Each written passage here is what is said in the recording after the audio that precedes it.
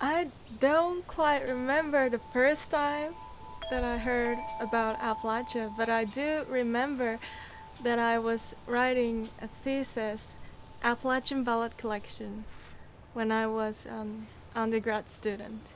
Actually, I didn't play any old-time music, mountain music. I really started my practice in like playing this music after I came to this place.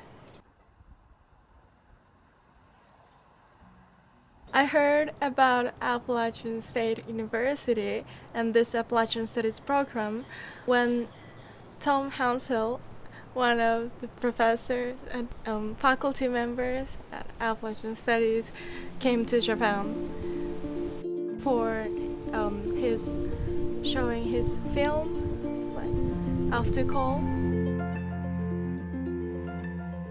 And Tom Hansel introduced Shohei to me. He graduated from this Appalachian Studies program. Shohei is the first person who got master's degree in Appalachian Studies, first Japanese person. Yes, the environment here is totally different from my place in Tokyo. Yes, but I love here very much. For example, today I saw deer just in front of my porch, and squirrels and birds are all around me every day. In Tokyo, it never happened. I basically learned driving after moving to this place. When the pandemic hit, that was my second semester. I think I almost stayed at home during the pandemic. I was lucky because I had the opportunity to have online lessons. We tried online fiddle lessons through Skype, yes, but it has a delay, so we couldn't play together much. Cecil Gurganus and also his longtime friend Mary Green, she gave me lessons and she helped my research too.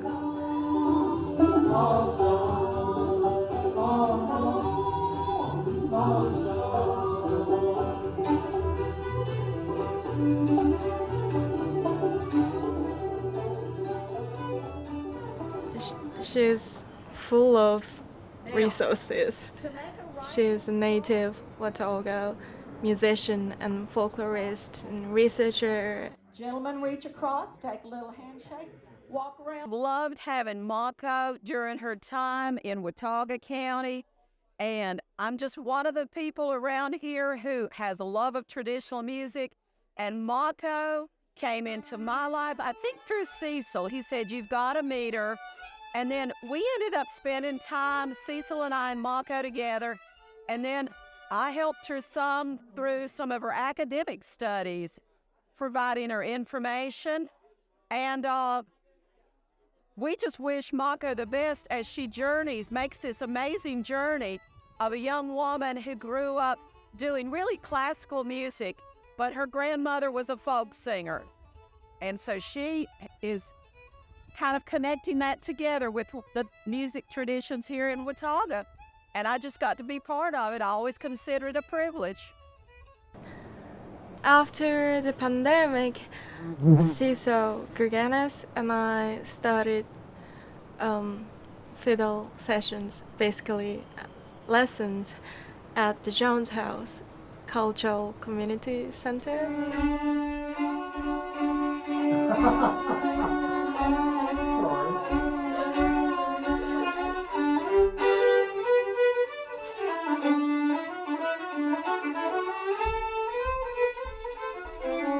I saw what you did. I was trying to figure that out. Now I realize, okay, well, you can do it. Since it's old-time fiddling, you can do it any way you want to. Whatever works.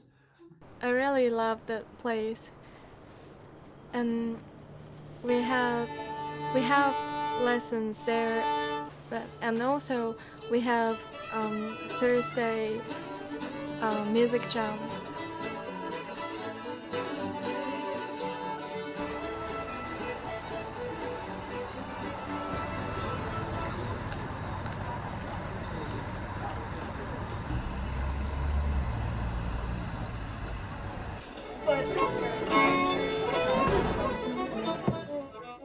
The ASA conference, that was a wonderful memory for me. I could play with my teacher, Cecil Gurganus, but we didn't have that kind of big performance before, so it was my first time, almost my first time to play in front of quite a few people, in front of me and with Cecil, and also William Ritter.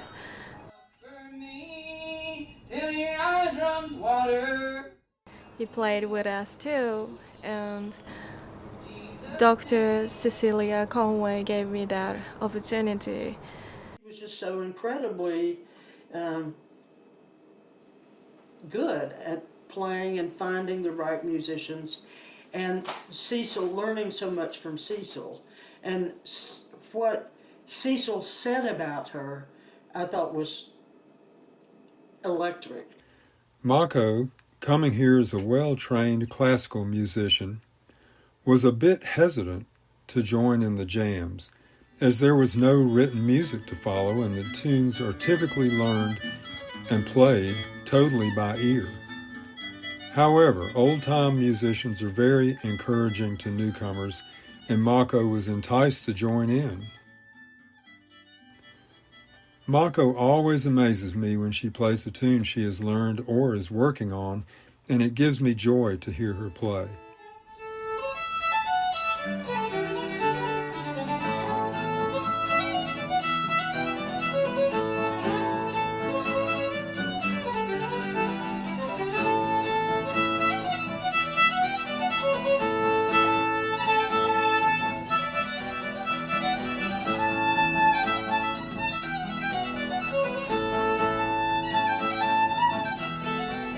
And the audiences who came to see us were just nice people, very warm and kind people. They enjoyed that I'm learning from him and from this community. So after Maako gave the presentation, which I was involved in too,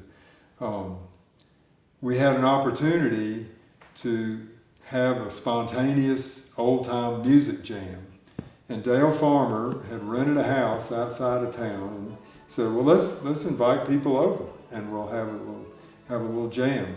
A special opportunity for Maako to just play.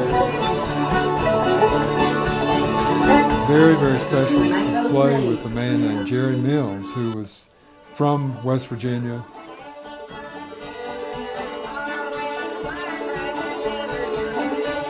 Other people, a special person I hadn't really played much with is Sheila K. Adams from Madison County, North Carolina. And Sheila K. was there.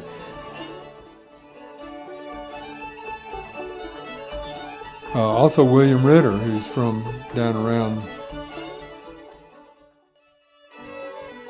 Dale was playing fiddle and banjo.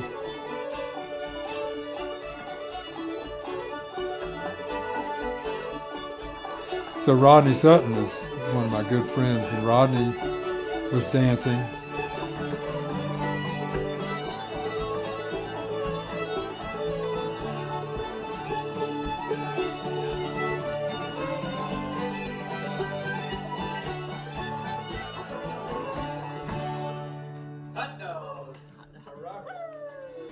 I usually hang out with my music friends for some music jam sessions or festivals.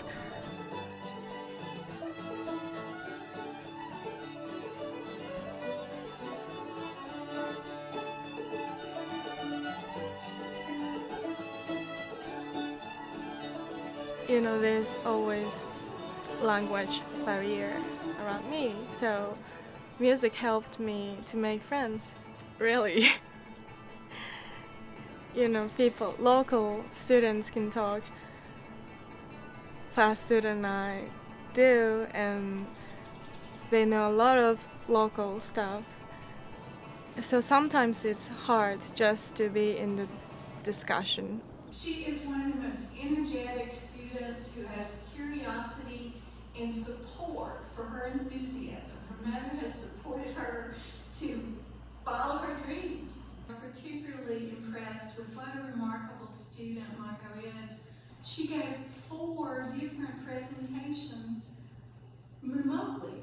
Because that's more than I did. And we're just all so proud of her for everything that she's accomplished here. So if you'll come up and bring your hood, we'll do this formal presentation.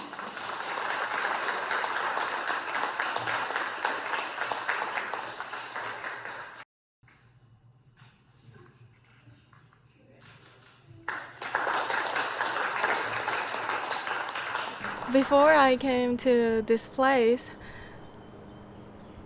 I only knew this place from documentary films or just books. So it was my first real encounter with this totally different culture from mine. But I really loved it, and yes, I'm just so grateful that people here accepted me, like a strange Japanese girl, and being kind to me. Yes, I'm so grateful, and I love this place. I will move and leave to get my PhD in Durham, but I always have this place, this university, this neighbors and people here in my heart, and I plan to come back. I wish I could be a good storyteller.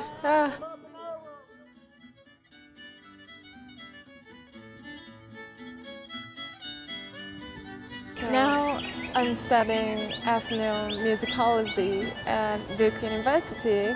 Now I have a family, and it's difficult to go back as much as I want, but I always enjoy, and I'm always looking forward to going back to Boone and seeing my friends and neighbors. That's a fine job, fine job.